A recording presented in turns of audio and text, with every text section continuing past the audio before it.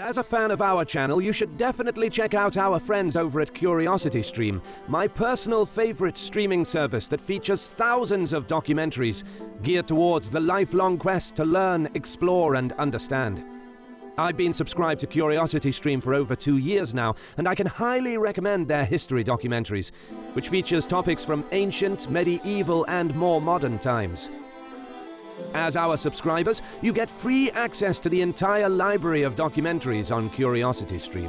Click on the link in the description and register with the code HistoryMarche to get 30 days of free unlimited access to thousands of documentaries on CuriosityStream. And by registering, you'll also be supporting our channel.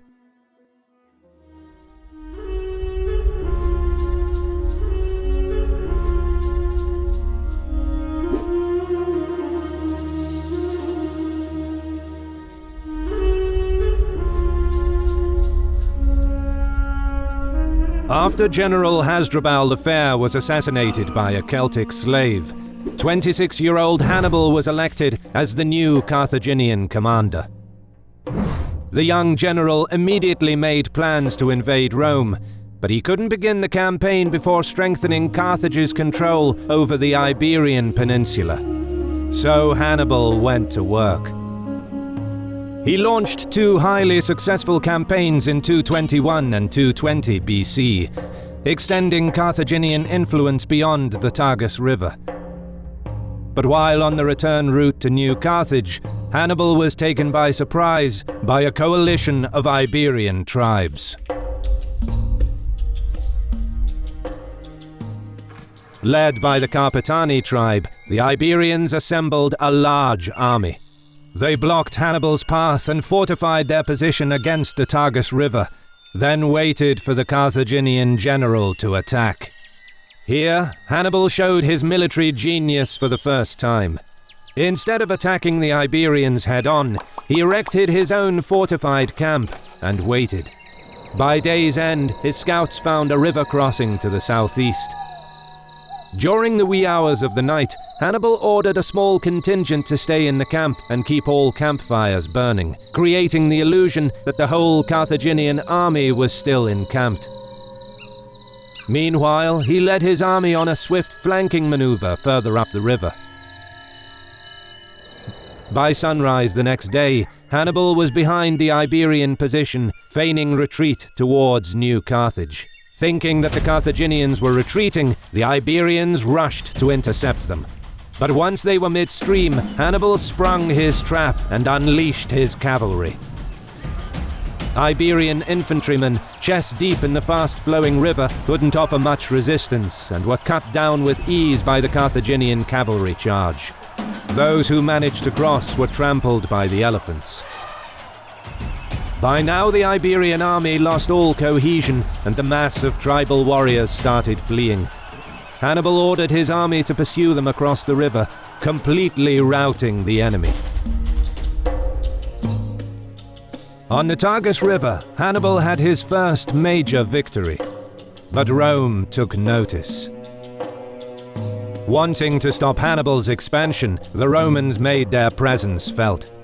Already allied with the wealthy and powerful city of Saguntum, Rome declared it their protectorate, an act that Hannibal perceived as a violation of the treaty signed by the 2 great powers in 225 BC, which divided the Iberian Peninsula along the Ebro River into Carthaginian and Roman spheres of influence. A sworn enemy of Rome, it didn't take long before Hannibal acted. He marched on Saguntum and besieged the city.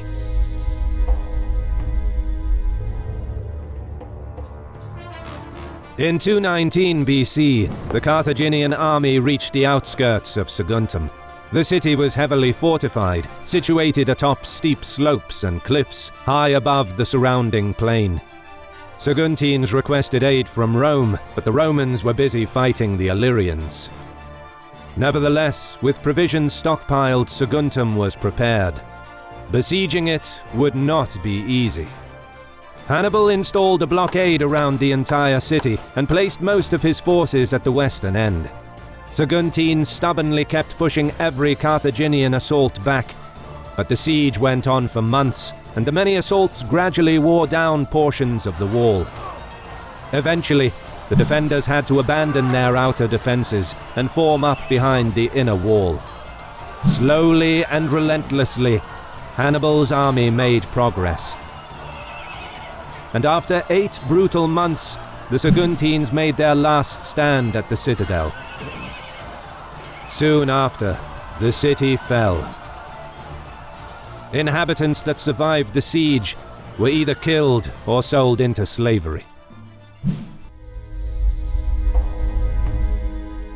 After the fall of Saguntum, Rome demanded justice for what they perceived was the violation of the treaty, and, claiming that Saguntum was in the Roman sphere of influence according to the treaty, they asked Carthage to hand over Hannibal to Rome so he can be punished. But the Carthaginian Senate stood by their general, and by the end of the year, the Second Punic War began.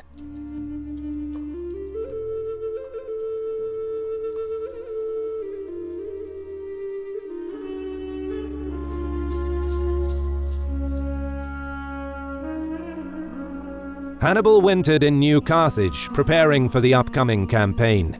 He placed his brother Hasdrubal in charge of Iberia, with 15,000 troops and 21 elephants, along with a fleet of ships to protect the coastline.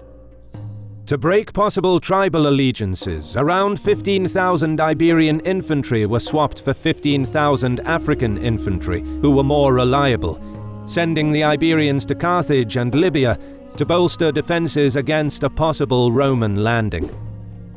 And in the spring of 218 BC, with the full support from the Senate, Hannibal marched out of New Carthage with 54,000 infantry and 8,000 cavalry, dividing his army into 3 columns. But beyond the Ebro, tribes allied to Rome were hostile to the Carthaginians, and it took Hannibal about 2 months to pacify the region. He placed around 10,000 troops under the command of Hanno, ordering him to establish a line of defense on the Ebro against possible incursions into Carthaginian territory. With 38,000 infantry, 7,000 cavalry, and 37 elephants left at his disposal, Hannibal crossed the mountains and encamped on the other side of the Pyrenees. Meanwhile, the Romans divided their forces. Their plan was to send Consul Publius Cornelius Scipio to intercept Hannibal in Iberia. Simultaneously, Consul Tiberius Sempronius Longus sailed to Sicily, with the intent of attacking Carthage itself if Scipio managed to stop Hannibal's advance. Additional Roman forces were left to guard the recently conquered Gallic lands in the Po Valley, a region the Romans called Cisalpine Gaul.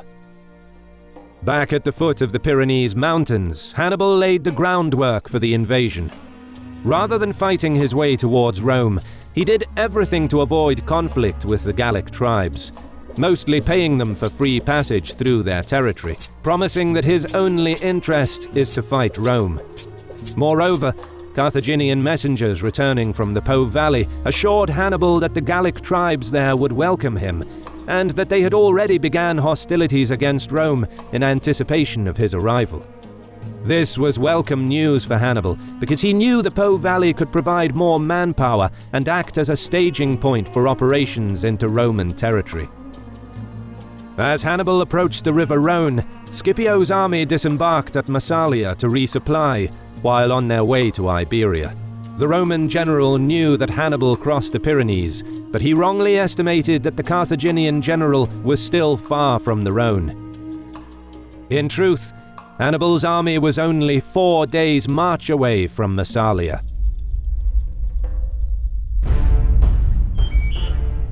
Hannibal rested his army for 3 days in hostile territory and began preparations to cross the Rhone. With the Roman army just 4 days away, Hannibal wanted to avoid a set-piece battle with the Gauls, eager to press on towards the Italian peninsula as soon as possible. But on the opposite riverbank, encamped was the army of the Cavaras tribe, a Roman ally. They gathered all their boats and built a barrier on the riverbank, in preparation to contest the Carthaginian crossing. But Hannibal devised a cunning plan. On the third night, under the cover of darkness, he sent a flanking detachment under the command of Hanno, son of Bomilcar, some 40 kilometers, 25 miles, north. Hanno crossed the river and rested his troops for one day. On the second night after leaving the Carthaginian camp, Hanno's detachment again moved during the night, eventually deploying behind the Cavares camp at dawn. The trap was set. Early next morning, Hanno used smoke to signal Hannibal to start crossing the Rhone. As the Carthaginian vessels were lowered into the massive river, Cavares' army formed a line on the opposite riverbank. Hannibal was one of the first to cross, to the roars and cheers from his men on the western bank. As the Carthaginians started disembarking on the eastern riverbank, Hanno sent a part of his force to loot and destroy the Cavares camp, while he personally led the charge against the Gauls near the river. The Cavares were stunned by the flanking maneuver, and they began fleeing the field in panic, unable to cope with Hannibal's perfectly synchronized attacks. With the Gauls scattered, the battle was soon over, and the Carthaginians hastily proceeded to cross the river.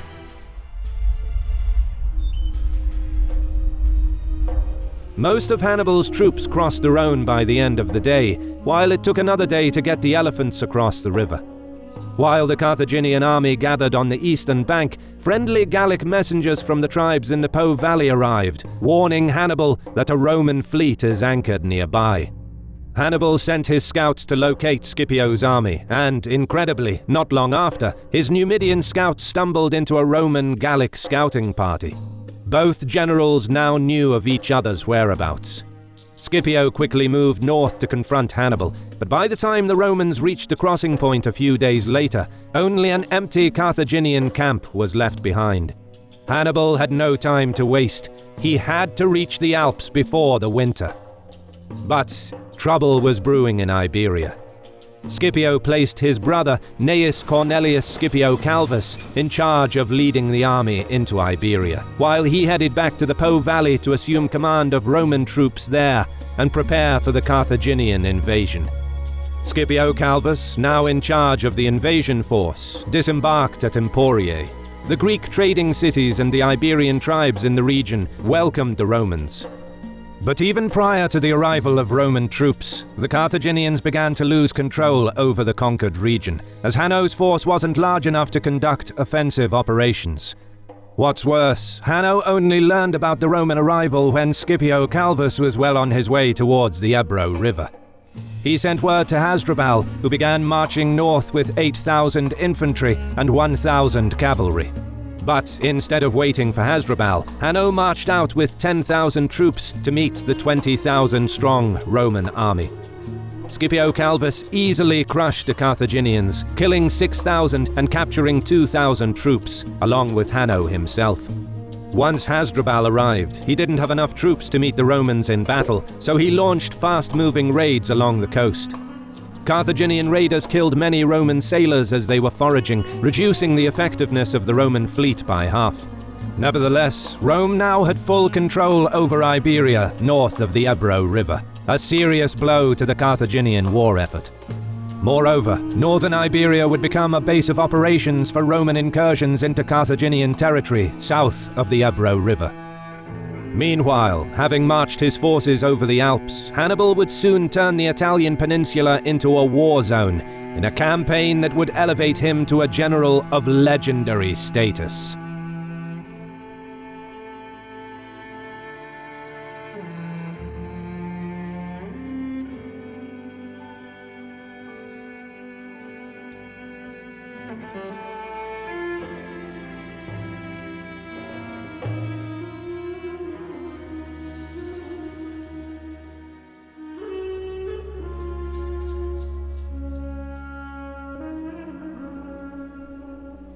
It is the year 218 BC.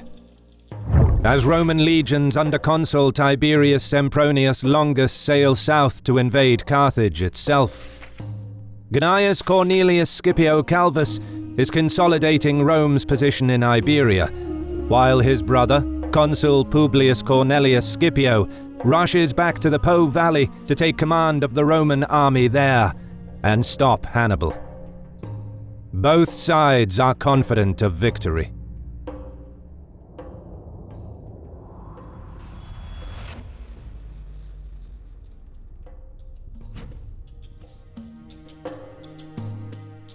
Although the Carthaginians are faced with serious setbacks in Iberia, in Gaul Hannibal speeds up his approach to the Alps when he befriends the Allobroges tribe by adjudicating in a dispute between two royal brothers over who should rule. The seemingly grateful new ruler of the tribe, Brancus the Elder, provides the Carthaginians with supplies, warm clothes, food, and guides. And so begins Hannibal's perilous journey through the Alps.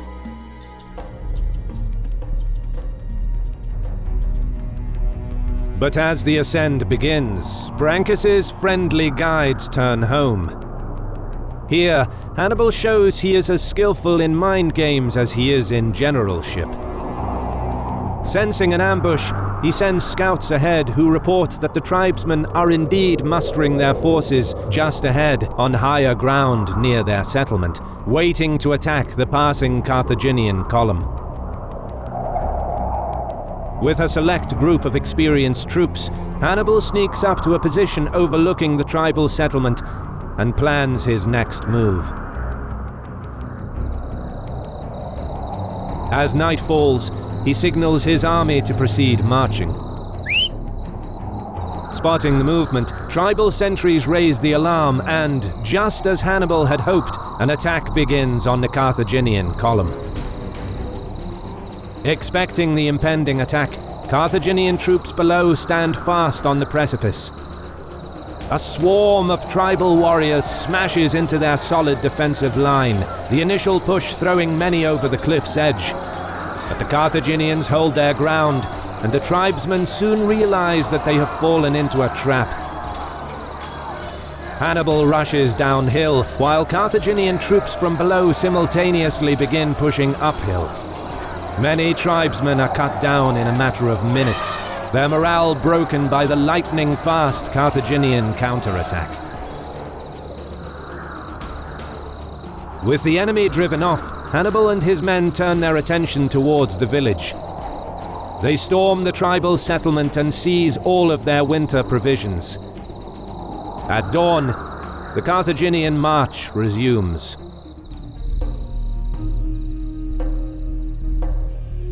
Over the following 3 days, the marching column continues unopposed.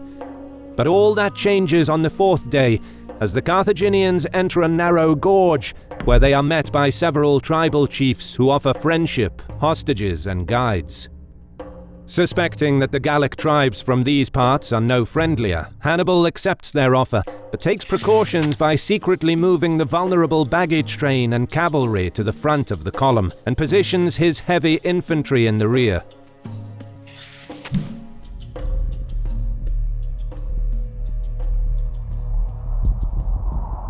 As the Carthaginian march continues through the extremely narrow pass, the 200-meter vertical cliffs ominously tower over them. And they are not alone. The Gallic warriors are watching from above. Having set up an ambush further up the gorge, the tribesmen bide their time, shadowing Hannibal's army for 2 days. But suddenly, at a very narrow point in the gorge, the Carthaginian column gets blocked from the front as the tribesmen unleash their attack. Rocks and projectiles rain down from the cliffs above onto the Carthaginians below, killing many in the process. Animals panic and trample over soldiers who hopelessly look for cover. The main Gallic force appears behind the Carthaginian column and charges their rear, expecting weakest resistance there as they hope to loot and destroy their supply train. But again, Hannibal proves he is one step ahead of his opponents, as the heavy Carthaginian infantry he previously placed in the rear pushes back the Gallic charge and inflicts heavy losses on the enemy, forcing them to retreat after a brief battle. Hannibal then urges his men to push forward out of the killing zone, as the barrage of rocks from above continues. It is not until one day later that the Carthaginians finally reach safety on the other side of the gorge.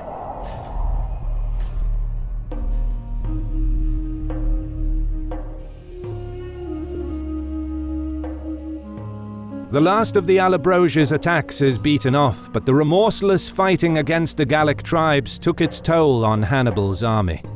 To make matters worse, the weather soon turns as winter comes early.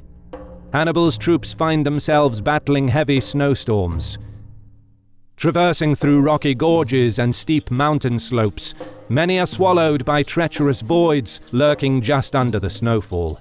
Men, animals, and wagons slip and slither on the ice towards precipitous ravines and treacherous chasms.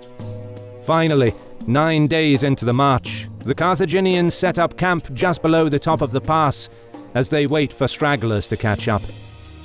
2 days later, Hannibal rallies his troops at the top and points to the panorama of Italy below. There he vows to his men, "You will have the capital of Italy, the citadel of Rome, in the hollow of your hands." And with that, they begin descending towards the Po Valley. But the slopes on the way down are far steeper and largely covered in ice. The treacherous terrain claims the lives of many more troops and animals. Adding to the hardship, a collapsed stretch of road forces the Carthaginian column to stop for 3 days amidst freezing conditions while the road is repaired. But finally, after braving these horrific conditions, the Carthaginians reach the foot of the Alps. Having lost nearly half of his army, Hannibal takes stock of his troops who suffered terribly during the crossing. Of the 45,000 that set off through the Alps just 16 days ago, only 26,000 made it to the other side. There, the Roman army awaits.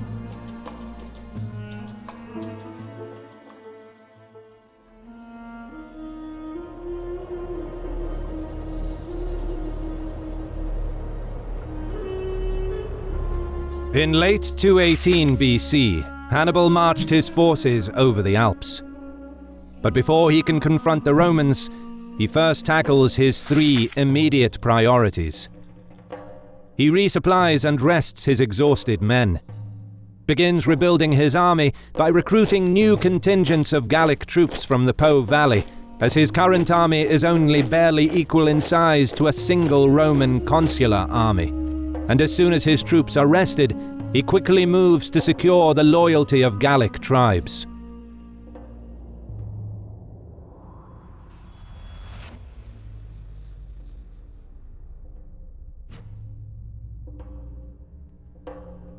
Aware that loyalty, or at least compliance, cannot be guaranteed by flattery and gifts alone, Hannibal asserts his authority by making an example of the Torini tribe, who resisted the Carthaginian advance. After a 3-day siege, he orders his troops to storm the main town of the Torini. All of the inhabitants, men, women, and children, are massacred. This calculated display of ruthlessness serves to show the Gallic tribes what is the price of hostility to the Carthaginian cause. Meanwhile, on the waves off the coast of Sicily, the Carthaginians strike the first blow. In preparation for a full-scale invasion to take back the important port cities that they once held, their ships begin raiding strategic islands around Sicily. In the west, the operation is successful. But further east, while raiding the Vulcan Islands, a few Carthaginian ships are blown off course in a terrible storm. Not far from the Straits of Messina, they are eventually spotted and attacked by the Syracusan navy. The Roman ally captures 3 Carthaginian ships and their crews. Under torture, the seamen reveal details about the Carthaginian plan to attack Sicily.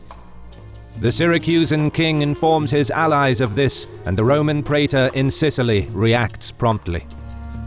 The Romans learned that the Carthaginians have a larger fleet in the area, but that their ships are not packed with many soldiers. The Roman praetor decides to exploit this by packing each of his ships with twice as many legionnaires, effectively enabling each Roman ship crew to fight off 2 Carthaginian ships. With lookout posts set up along the shore, the Roman ambush is set. The Carthaginians close in unopposed, but as they approach their intended target, the Romans go on the offensive. They direct their ships towards one part of the Carthaginian fleet, rushing to board the enemy. In this 1 versus 1 situation, the more numerous Roman crews overwhelm the Carthaginian ships and quickly pick them off one by one. Eventually, the Carthaginian naval attack is defeated, and their attempt to gain a foothold on the island of Sicily in 218 BC fails. By this time, Consul Tiberius Sempronius Longus arrives and launches a counteroffensive along the south coast of Sicily and manages to capture Malta. He then turns back to intercept Carthaginian ships that are raiding the Vulcan Islands, Vibo and Brutium. But Longus's mission is cut short by news that Hannibal arrived in the Po Valley, and he gets summoned to bring his legions back north to help Scipio. Meanwhile, Scipio is eager to meet Hannibal in battle. With his 17-year-old son at his side, also named Publius, who will later become known as Scipio Africanus, Scipio crosses the river Po at Placentia and promptly continues west along the northern bank of the Po. Under his command are mostly less experienced troops, but Scipio is confident of defeating Hannibal. After all, in Scipio's view, he challenged Hannibal on the Rhone, and the Carthaginian general ran away. Hannibal, on the other hand, is quite surprised to learn that Scipio made it back to the Po Valley so quickly. He thinks that Scipio returned with his entire army, but he has no way of knowing that in fact Scipio's troops continued on to Iberia. Thinking that the Romans now have 2 whole armies in the Po Valley, the Carthaginian general fears that this force is now strong enough to deter Gallic tribes from joining him, and he wants a victory, fast. Hannibal knows that the Gallic tribes will not rally to his banner if he doesn't seem confident of defeating Rome. Not wasting any time, he marches his army downstream along the northern bank of the Po River to meet Scipio. Still unaware of each other's exact whereabouts, the 2 generals send scouting parties well ahead of their respective armies as they march towards each other. Each army's scouts soon report the enemy's presence, and both Hannibal and Scipio proceed with caution. The Romans build a pontoon bridge over the Ticinum River and set up camp on the western bank. Meanwhile, some 15 kilometers west, the Carthaginian column also stops and encamps for the night on the flat plain. A day later, both Hannibal and Scipio ride out in force to scout the area in person, each of them eager to gain a crucial early victory, which would inspire the rest of their troops and win support of the Gallic tribes. Hannibal rides with the bulk of his horsemen, while Scipio has all of his cavalry and a small force of velotus with him. As the 2 contingents move through the flat plain, they soon spot each other because of the clouds of dust thrown up by the hooves of their horses. Both generals decide to deploy their troops for battle. Hannibal arrays his close-order Spanish cavalry in the front and forms the Numidian light cavalry in 2 groups behind the first line. Scipio places his velotus in the front, aiming to soften up Hannibal's cavalry with javelin throws. Gallic allies form the second line, while the Roman cavalry is in reserve. As both contingents begin closing the distance, Hannibal sees that the Roman cavalry is fewer in number and makes a split-second decision not to engage in skirmishing with the Roman velotus. Instead, he orders a full-blooded charge against the Roman front line. Scipio quickly responds by leading his cavalry forward, as the velotus withdraw through the gaps to form a second line, without even managing a single javelin volley due to the onrushing Carthaginians. A few moments later, the cavalry clashes in the center. A fierce, bloody, static melee develops, unlike the usual mobile cavalry encounters of the time. The horses panic in the chaotic close quarters fighting, and many horsemen dismount in order to fight more effectively on foot. For a while the fighting seems indecisive, but this was another ruse by Hannibal. He waits until most of the Roman cavalry is fully committed, and then sends his Numidians on a flanking maneuver. This catches the Romans totally by surprise. Velitus on the flanks spot the envelopment, and some of them panic and flee. The fast Numidian cavalry quickly flows around the Roman flanks and tramples over the scattered light infantry. And then the noose begins to tighten around the Roman contingent. In the melee, Scipio is struck down from his horse. Carthaginian troops close in to finish off the wounded general, but at the final moment he is rescued. One early account of his rescue holds that a Ligurian slave saved the Roman consul, but the more popular version claims that his 17-year-old son Publius charged to rescue his father with a small group of Roman cavalry that clustered around the consul before retreating back towards the Roman camp. As word of Hannibal's victory spreads, Gallic tribes send emissaries to pledge their support. But despite their promises, the Gauls deliver little in the way of reinforcements and supplies during this early stage of the war. This forces Hannibal, whose army goes critically low on food in late 218 BC, to send a cavalry contingent to capture a Roman grain depot at Clastidium, guarded by a Roman garrison. Luckily for Hannibal, the garrison commander is from Brundisium in southern Italy, and when confronted he willingly surrenders the depot and, in return for 400 gold pieces, joins the Carthaginian ranks together with the entire garrison. These troops become the first of the Italian allies to defect and join Hannibal. Meanwhile, the Roman army retreats to Placentia, where they plan to wait for Sempronius and his consular army.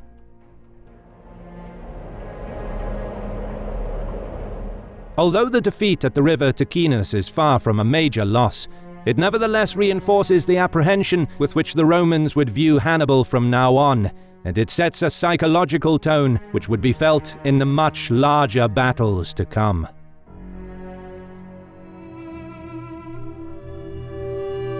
After the defeat at Ticinus, the Roman Senate looks to save face by blaming Gallic allies for being ineffective. Taking comfort in the fact that Hannibal has yet to face the vaunted Roman infantry, long as his arrival to northern Italy restores confidence.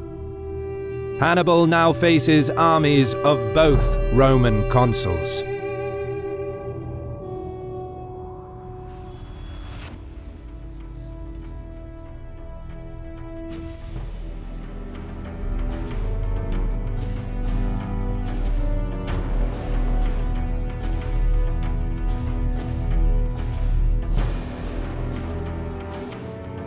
It's early December 218 BC. Publius Scipio's life still hangs in the balance due to wounds he sustained at Ticinus. But, ironically, his troubles are only just starting. His defeat at Ticinus has major consequences for Rome. It directly caused the garrison at Clastidium to surrender the town's massive grain depot. This strips his army of food reserves and disrupts his supply lines, making any advance into enemy territory a risky venture. At the same time, Hannibal finally replenishes his own reserves, which were dwindling ever since he descended from the Alps, right until the clash at Ticinus just a few days ago. The damage to Roman prestige raises the danger of further defections.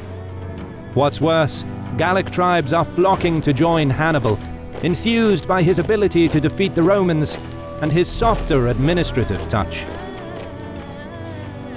Scipio has no option but to retreat, realizing he is deep in hostile territory. He marches to Placentia and makes camp across the Po River. Hannibal pursues and catches up 2 days later. Learning of his arrival, over 2,000 Gauls allied to Rome rise up in the camp and attack Roman soldiers, killing many in their sleep. Before sunrise, they cross the Trebia to join Hannibal, bringing with them the severed heads of slain Romans. Using the Gallic defection as propaganda, Hannibal makes sure to spread the word that Rome's allies are joining him en masse, thereby boosting his popularity among the tribes. Scipio again moves south, not wanting to risk being caught in the open. A day later, he reaches the hills and sets up camp in a strong position, with hills protecting his flanks from cavalry attacks. Then he settles in and waits for reinforcements. By mid-December, the two consuls join forces. Discussing how to confront Hannibal, Scipio argues against taking the field, stressing that Longus's troops lack experience and need additional training, having been raised less than a year ago. Longus disagrees and sets up camp a few kilometers north from Scipio's position. Just as eager to fight as Longus, Hannibal maintains his camp on the flat plain and surveys the potential battlefield west of the Trebia River. Meanwhile, he sends a raiding party to ravage the area along the river, suspecting that Gallic tribes living there, who pledged allegiance to him, are now negotiating with the Romans. It's unclear if the Gauls intended to betray Hannibal, but with their villages now being raided, some of the tribesmen appeal to the Romans for help.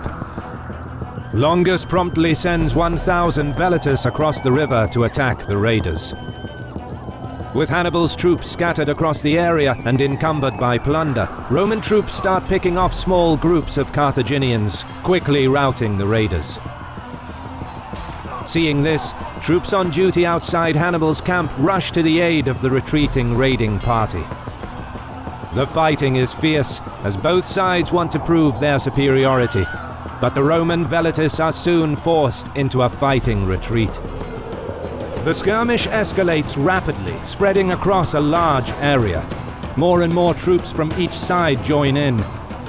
Pockets of clashes develop as neither side is able to shore up its ranks. It becomes apparent that the chaotic skirmish might turn into a full-scale battle that neither commander will be able to control. Hannibal takes the initiative. He stops sending more troops into the fray, trying to avoid a battle that he did not plan and can do little to influence.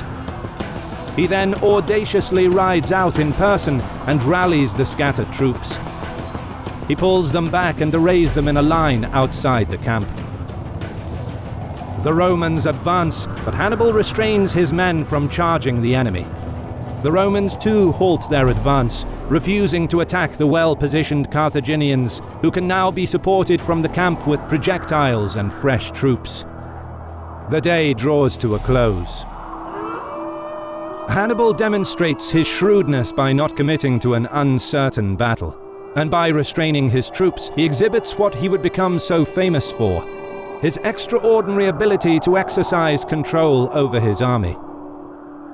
Romans retire towards their camp, satisfied at scoring a victory against Hannibal's troops, their morale and confidence partially restored. Longus, who is described by sources as having an aggressive temperament, shows his eagerness to do battle as soon as possible. He won't have to wait long.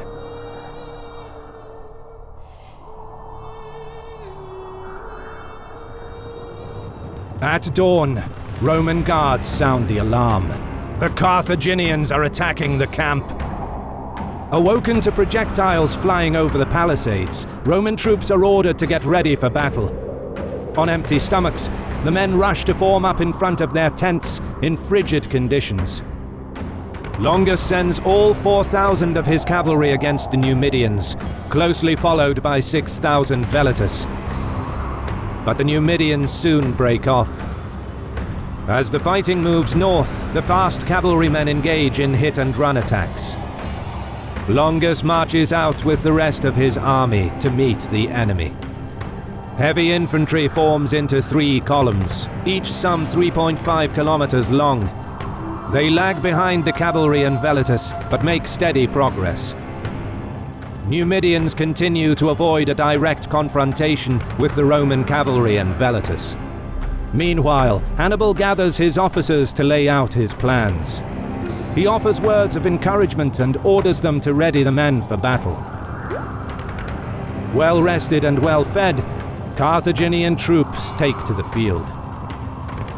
To the east, the skirmish continues. Numidians find themselves backed against the Trebia. They start crossing the river as they continue to pull back, pursued by the Romans. Arriving with the infantry and eager for battle, Longus orders the army to deploy on the western bank. The three columns begin crossing, chest deep in the freezing water. Meanwhile, Hannibal sends 8,000 infantry forward to support the Numidian retreat and to provide a screen for his own deployment. He then moves his main line about 1 kilometer towards the approaching Romans. Across the field, Longus's army takes several hours to deploy. After fording the cold Trebia, his men are hungry, soaked, and standing in the near freezing temperature. The Roman consul places his velotus in the front, forms his veteran infantry in the center, with Gallic and allied infantry on either side, and cavalry on the flanks. Hannibal deploys his infantry in a thin line. Gallic allies in the center, with Spanish and Libyan infantry on either side. Elephants flank the infantry, while the Numidian and Gallic cavalry is further wide. Around noon, Longus orders his entire line to advance, confident in the clear numerical advantage of his heavy infantry. The Romans advance in good order. The flat plain, free of any obstacles, seems an ideal battleground for their style of warfare. Meanwhile, Hannibal holds the line, letting the enemy come to him.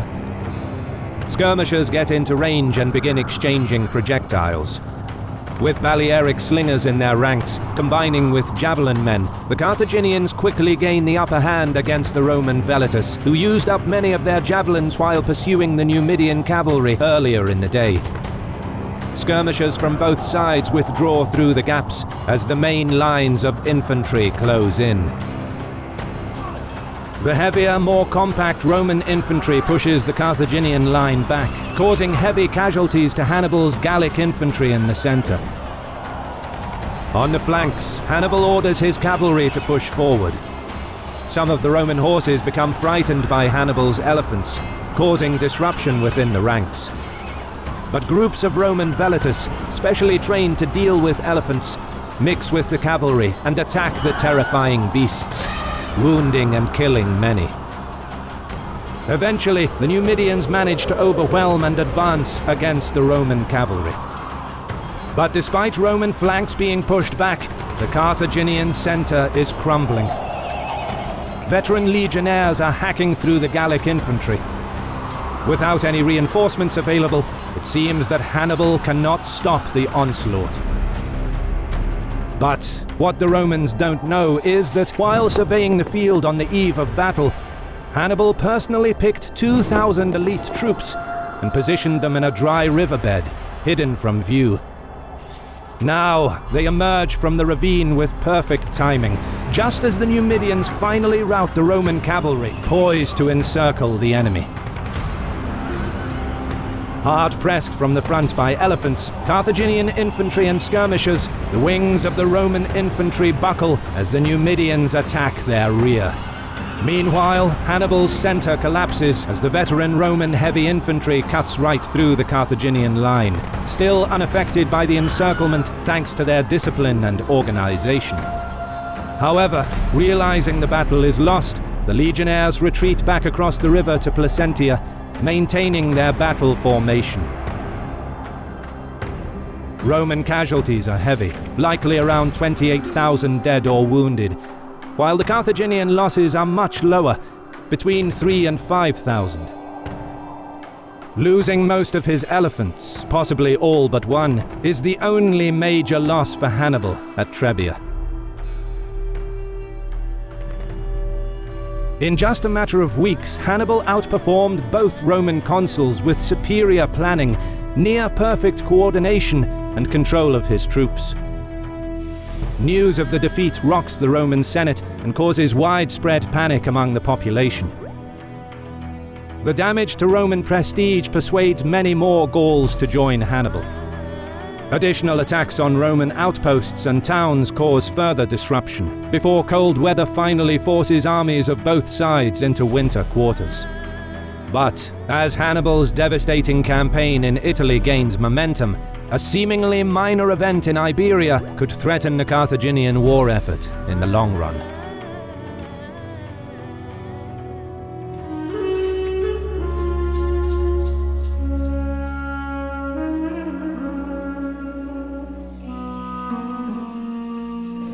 Early in 217 BC, the Roman Senate is still reeling from the defeat at Trebia.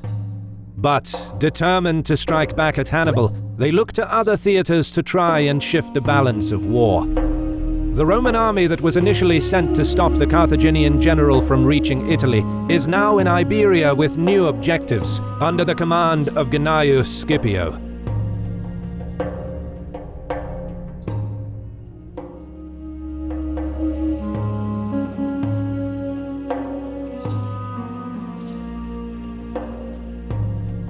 After first arriving in Iberia in early autumn of 218 BC, Gnaeus Cornelius Scipio Calvus defeated and captured Hanno along with thousands of Carthaginian troops. He also seized the rich baggage train that Hannibal left behind when he marched into the Pyrenees Mountains while on his way to Italy. But despite this victory, Gnaeus lost many of his ship crews during Hasdrubal Barca's raid into the Roman enclave, which crippled his fleet. Luckily for the Romans, Hasdrubal was outnumbered 2-1, and he retreated soon after this minor victory, as he could not mount a full-scale offensive. Both generals used the winter months to regroup and plan for the coming year. The Roman general's main objective is to prevent Iberian reinforcements from reaching Hannibal by land. His second objective is to put pressure on Carthaginian holdings in Iberia by any means. From his base at Tarraco, Gnaeus spends months consolidating his position. He reaches out to various tribes to establish friendly relations through diplomacy and trade, and looks to broker alliances by offering the tribes protection against the Carthaginians. It doesn't take too long to persuade many locals to join the Roman cause, because just as most Gauls in Italy hate the Romans, so too the tribes of northern Iberia despise the Carthaginians. And although many communities are still apprehensive about confronting Carthage, especially those on the border, tribes further north of the Ebro eagerly ally themselves to Rome. Gnaeus also strengthens ties with the Greek cities, especially Massilia, a very prosperous city that commits to sending her experienced fleet to help the Romans. And, as promised, Gnaeus detaches garrisons to defend his allies over the coming months. He also garrisons the Ebro River, anticipating an invasion by Hasdrubal Barca in the spring, and arranges the purchase of food and supplies from the locals. In addition, he distributes the plunder taken from Hannibal's baggage train to his army, which boosts his popularity with the troops. Across the Ebro, Hasdrubal Barca posts garrisons along the river to ward off Roman raids, and marches back to his winter quarters in New Carthage. Hasdrubal currently has 15,000 troops at his disposal. But the manpower reserves and the riches of Carthaginian Iberia give Hasdrubal enough muscle to quickly respond to the Roman threat. He spends the winter months resting his army, raising funds for new recruits and stockpiling provisions for the upcoming campaign. Ships are repaired and additional ships are brought in, along with new ship crews, recruited mainly from the Turdetani tribes in southern Iberia. By spring of 217 BC, Hasdrubal musters a large enough army to mount an offensive against Gnaeus.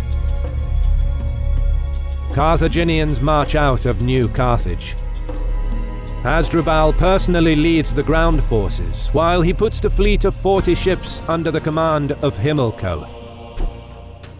The fleet sails along the coast, closely keeping pace with the army on land, under whose protection the crews can beach their ships every night to rest. While Hasdrubal initially had 15,000 troops after Hannibal departed from Iberia, it is unknown how many new troops he recruited for the campaign of 217 BC. But, considering that Gnaeus received reports from his scouts of the approaching Carthaginians, and yet didn't follow his first instinct to face them in battle, it is safe to assume that the size of Hasdrubal's army was exceedingly strong, which dissuaded the Roman general from giving battle. Furthermore, Hasdrubal could potentially tap into his vast manpower pool, while Gnaeus won't be receiving any reinforcements for at least a year. Another reason for the Roman general to remain cautious. Gnaeus decides to march out of Tarraco and take up a defensive position on the Ebro, with his ships following close by. Aware that the Carthaginian fleet can flank him and cut his supply lines, he handpicks his best troops from the legions and loads them into 35 ships, some of which came from Massilia with their experienced and reputable crews. With his fleet guarding his flank, the Roman general reaches within 15 kilometers of the Ebro. Gnaeus' plan is to concentrate his efforts on the sea.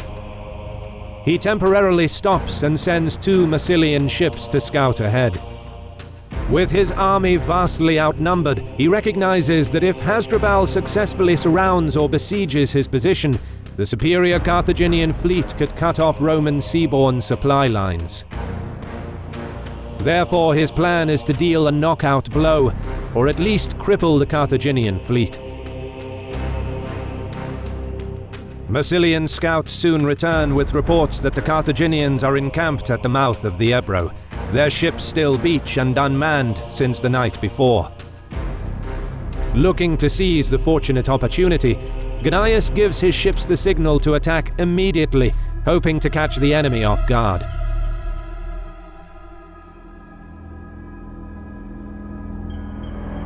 They make haste towards the Ebro, formed in 2 lines.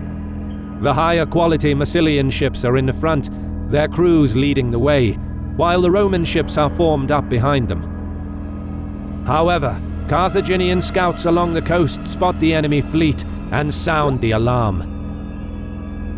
Hasdrubal draws up his land forces on the beach and orders Himilco to embark his crews and put to sea straight away. The Carthaginians, although caught by surprise, have confidence in their ships. Hasdrubal's troops cheer on the crews as they close the distance to meet the Romans. 2 Massilian ships are intercepted. Himilco's men rush to board the enemy vessels. On the right flank, Carthaginian ships double up on the Romans. As they board the enemy, Himilco's crews begin overwhelming the Massilians and Romans on the right. Meanwhile, chaotic fighting spreads in the center as the Romans latch onto several enemy vessels. Gnaeus' men are firmly on the back foot and losing ground. The Carthaginians outpaced and outmaneuvered his fleet. But the battle-hardened Roman troops in the center hold their ground. Disciplined and organized, they slowly manage to turn the tide by sheer brute force. The legionnaires begin pushing the Carthaginians back. In the chaotic fighting, they manage to sink 1 Carthaginian ship, together with its entire crew, then another. Some of Himilco's men begin to waver. 4 more ships in the center are crippled and left adrift with their oars shattered. Seeing the gaping hole in their line, panic among some of Himilco's crews turns into a hasty, disorganized retreat toward the shore. Hasdrubal can only watch as the Romans vigorously pursue his fleet. His troops can do little to help the retreating ships. Ironically, having his army deployed on the beach offered a clear and safe escape route for the ships, which may have motivated some of the crews to flee rather than fight and risk death. This would certainly explain the sudden collapse of morale amongst Himilco's men. The Carthaginian fleet finally reaches the shore. Crews beach their ships and hastily disembark, abandoning their vessels in search for safety within Hasdrubal's army. But the Romans aren't done yet. They boldly continue towards the shore, despite the risk of running their ships aground or being attacked by Hasdrubal's troops. To the average observer, it must have seemed like madness to come so close to the shore. But Gnaeus is willing to take the risk. His ships rush in, quickly latching onto Carthaginian vessels that are still seaworthy, and begin towing them away. Seeming stunned, the Carthaginians fail to react in time. By the time they realize what has happened, the Romans sail downstream, having captured 25 of their ships.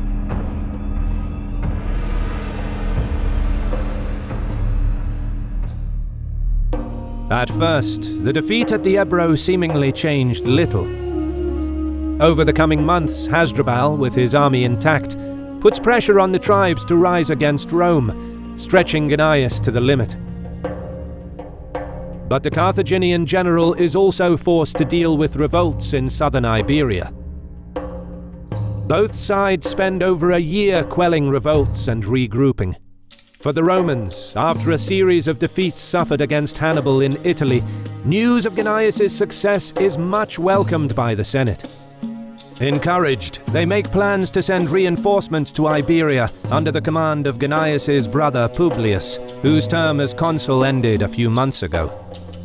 Fully recovered from his wounds, within a year Publius would arrive with 20 to 30 ships and 8,000 troops, along with food and supplies. However, it is Gnaeus' perseverance at the Ebro that would prove to be the turning point of the war in Iberia. For the next 10 years, the Carthaginian Iberian coast would be undefended. Exposed to Roman raids, Carthage will have to divert a lot of manpower to defend its Iberian towns and countryside. And over the coming years, the Scipio brothers will pose a serious threat to the Carthaginian war effort.